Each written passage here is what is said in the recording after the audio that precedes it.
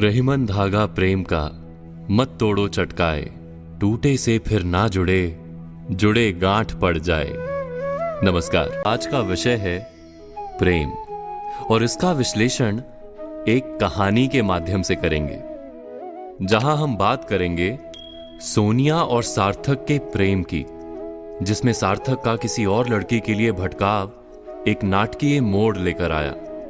आइए सुनते हैं इन दोनों की कहानी। सोनिया वर्मा और सार्थक श्रीवास्तव का रिश्ता बना तो धीरे धीरे, लेकिन उसमें जल्द ही कुछ गांठें और टूटन दिखाई देने लगी। वजह इनके प्रेम में हिसाब किताब जो आ गया था। दोनों ने एक ही साथ कॉलेज पास किया, नौकरियां भी साथ इंटरव्यू देकर खोजी, एक साथ एक ही ऑफिस में काम भले ना मिला हो पर दिल काफी मिल गए थे। अलग अलग ऑफिस में काम करने के बावजूद दोनों मुंबई के अंधेरी स्टेशन तक साथ जाते, रास्ते भर ढेर सारी बातें करते। इन बातों में कितना मजा होता, इस बात का एहसास दोनों को रेलवे स्टेशन पर जुदा होते ही हो जाता। एक दूसरे का साथ पाने की ललक दोनों में बढ़ती ही जा रही थी। इधर दोनों का प्रोबेशन पूरा हुआ और उधर घर वालों ने रिश्ते की बात शुरू कर दी। दोनों का एक ही डर, कहीं रिश्ता किसी और जगह हो गया तो जुदाई बर्दाश्त नहीं हो पाएगी। हालांकि इस प्रेम कहानी में एक बड़ी रिलीफ थी। इत्तेफाक से दोनों एक ही समाज से थे। दोनों ने अपने नजदीकी रिश्तेदारों को विश्वास में लेकर एक दूसरे के घर रिश्ता भेजने की पहल करवा दी। दोनों के आर्थिक आधार में मध्यम वर्गीय समानता थी, इसलिए यह स्तर भी आसानी से पार हो गया। लेकिन जीवन और जीने का संघर्ष इतनी आसानी से खत्म हो जाए, यह भला कैसे संभव है? क्योंकि जो भी सहजता से मिलता है उसका मोल अपने आप कम हो जाता है। इस प्रेम कहानी में भी वही हुआ और वो नाटकीय मोड़ लेकर आई सार्थक की कलीग तृप्ति सिन्हा। सोनिया वर्मा और सार्थक श्रीवास्तव का वर्षों का साथ संकट से घिरने लगा।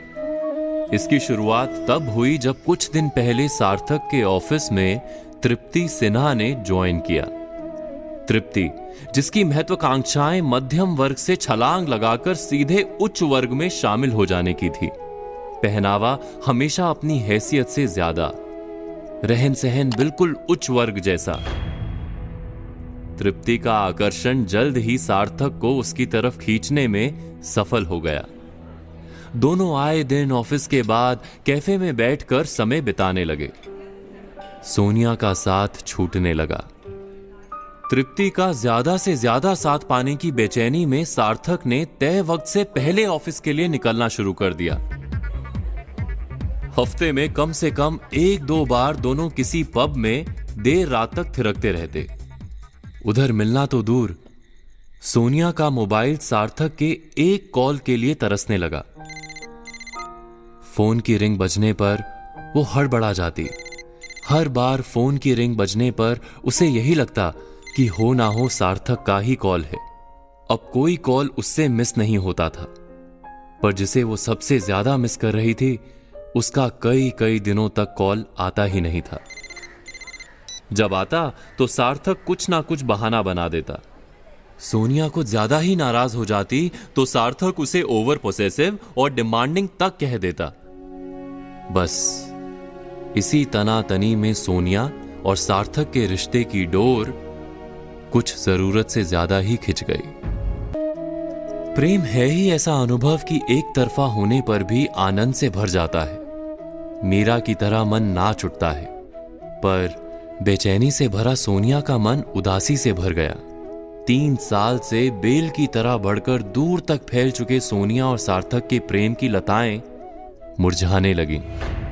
उस पर सार्थक का उसे ओवर पोजेसिव और डिमांडिंग कहना रही सही कसर पूरी कर गया। नतीजा ब्रेकअप। प्यार का ये बिखराव जहां सोनिया को गहरी पीड़ा से भर गया, वहीं तृप्ति की कामना में भटक रहे सार्थक को मानो पूरी स्वतंत्रता मिल गई। अब वो बेहिचक तृप्ति को पाने की कोशिश में जुट गया। महंगे महंगे शौक में साल भर की कमाई को कुछ ऐसी बुरी नजर लगी जैसे किसी फल की टोकरी में एक सड़ा हुआ फल रखने पर बाकी के फल भी जल्द ही सड़ जाते हैं। वक्त भी मानो इसी ताक में था।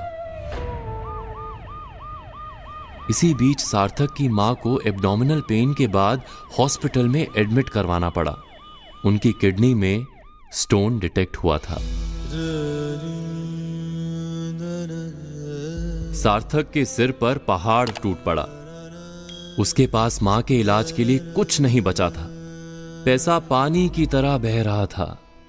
रिश्तेदारों के आगे हाथ फैलाने की नौबत और एक टूटे हुए रिश्ते का एहसास लिए सार्थक तड़प रहा था। तृप्ति को बताने पर उसने रस्म अदाई वाली कंसर्न दिखाई, फिर वो वापस अपनी चमक दमक की दुनिया में खो गई। अब सार्थक के पास ऐसा कोई दोस्त नहीं था जिसके साथ वो अपना दर्द बांट सके। भीतर तक टूटा हुआ सार्थक एक दिन जब ऑफिस से हॉस्पिटल पहुंचा तो सोनिया उसकी मां के सिरहाने बैठी थी।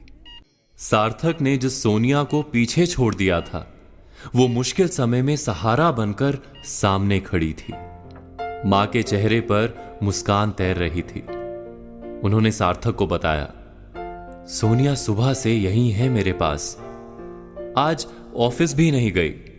मैंने बहुत समझाया पर नहीं मानी। सार्थक ने सोनिया की ओर देखा। नजरें मिलते ही सोनिया ने अपनी पलकें झुका ली।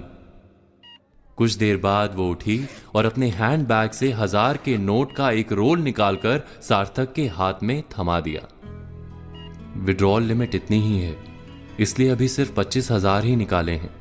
अपने पास रखो, काम आएंगे। और जरूरत हो तो बता देना। इतना कहकर सोनिया चली गई।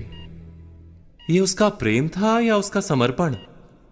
सार्थक को दोनों में कोई अंतर समझ ही नहीं आया, क्योंकि प्रेम ऐसा ही है, जहां प्रेम होगा समर्पण तो होगा ही। लेकिन सभी सार्थक की तरह सौभाग्यशाली हो ये जरूरी नहीं। इसलिए जीवन में प्रेम घटे तो कम से कम उसकी उपेक्षा ना होने पाए, इसका जरूर ध्यान रखिए। वरना क्या पता कभी प्रेम से समर्पण के लिए तत्पर व्यक्ति के सामने ही आपको याचक बनकर खड़ा होना पड़े।